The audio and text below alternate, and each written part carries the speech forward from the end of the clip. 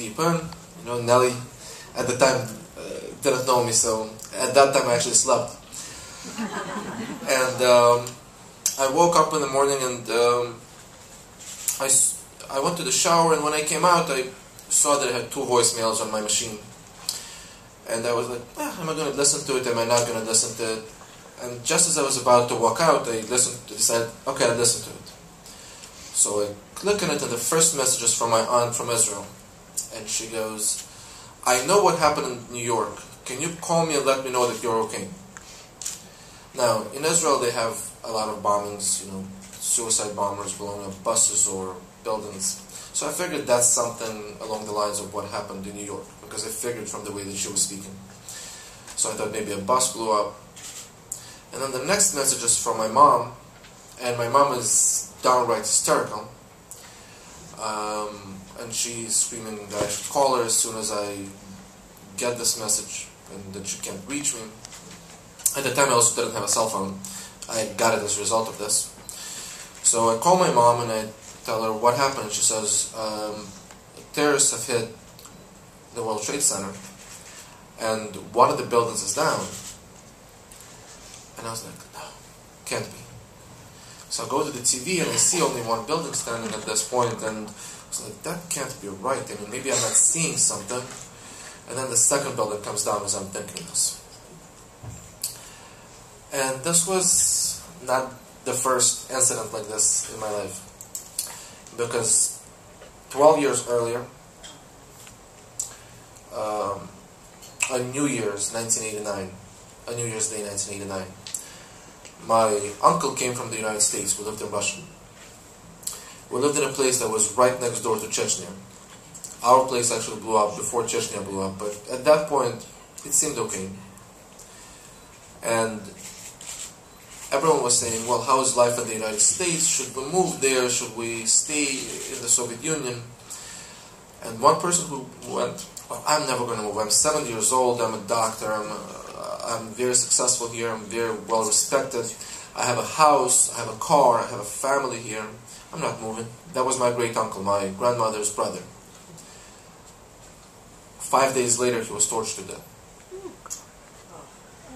He was 70 years old. He was tortured for 4 hours. Until eventually they stabbed him, finally, and he was gone. Next day, his daughter came to visit him. When she walked in, being a doctor, I guess she knew just how much she would have to suffer. She began hysterically screaming.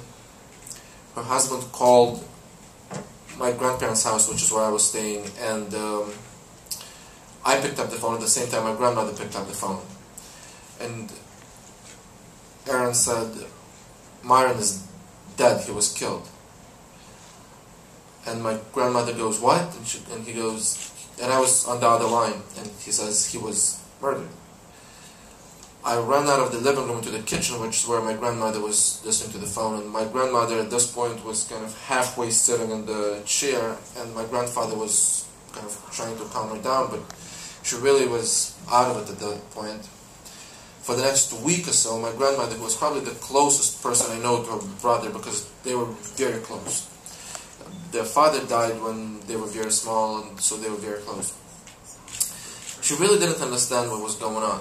Like, she wasn't crying, she wasn't talking about it. She was saying random things that just really made no sense. At the same time, when my grandparents and my mom got to the place where Myron got killed, in his house, my aunt was lying on top of him, screaming hysterically for hours.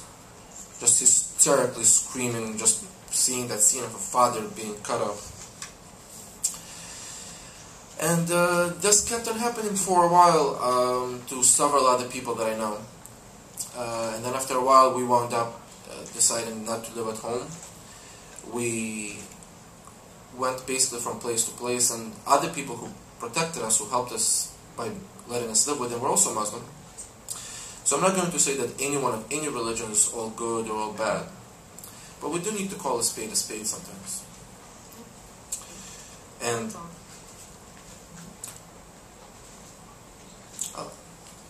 Let me give you one example. I'm Jewish. I would never say that Baruch Goldstein, who murdered innocent Muslims, is not a terrorist.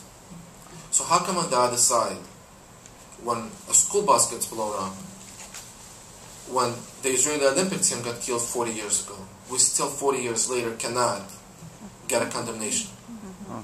The first thing that I did in the state senate was I proposed a resolution in calling on the Olympic Committee to hold a moment of silence for those athletes. Somehow that was controversial. Those were innocent civilians who were killed. I'm not saying let's condemn a religion, but let us condemn the people who murdered people for no reason. And recently I read a story about Palestinians in Israel who were demonstrating against a liquor store being built next to a mosque because it was offensive to them, and therefore Israel should not be building it. Actually, a private citizen in Israel should not be building it. Okay, very nice. Everyone should be sensitive. How about sensitivity going the other way? We have a ground zero mosque being built right now. In the place that was hit by part of the plane on 9/11.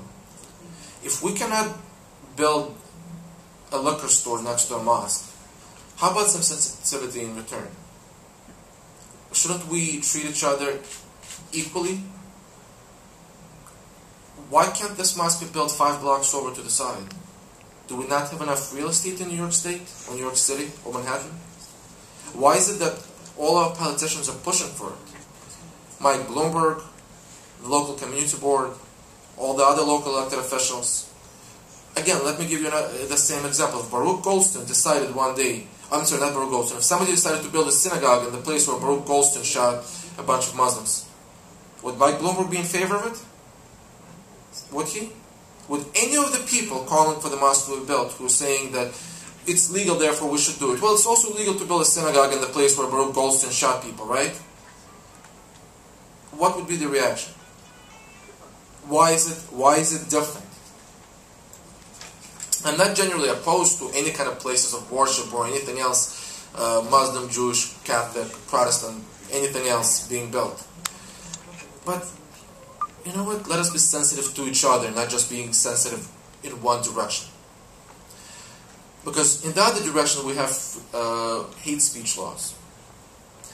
And again, drawing back on my Soviet experience, I left as a child, but I've seen enough and I've certainly heard enough. That was a place where, under the guise of people should not be hearing this, freedom of speech was wiped out. Well, guess what? The founding fathers, Madison, Jefferson, and all those other founding fathers,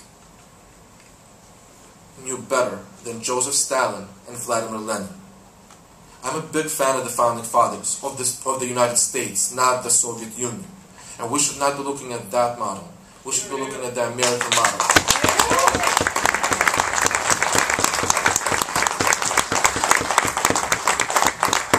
We need to have free speech, and we need to have sensitivity to both sides.